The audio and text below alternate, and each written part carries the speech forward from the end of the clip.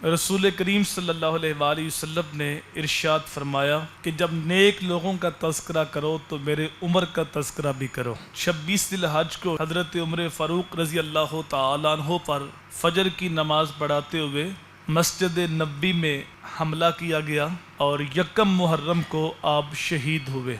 रसूल करीम सल्लल्लाहु अलैहि वसल्लम ने आपकी अज़मत को बयान करते हुए इरशाद फरमाया, लो काना बादी नबी लकाना उमर, मेरे बाद नबूवत का दरवाज़ा बंद है।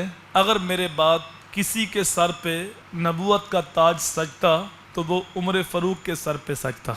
यहाँ तक इरशाद फरमाया, अश-शैतान युफ़िर्रु मिन ज़िल्ल उमर, मेरा उमर इतना पाक है कि शैतान भी डर के भाग जाता है। जिन राहों से उमर गुजरते हैं और राहों से शैतान हट जाता है, भाग जाता है। जिसने जन्नती देखना हो, फरमाया मेरे उमर को देखो।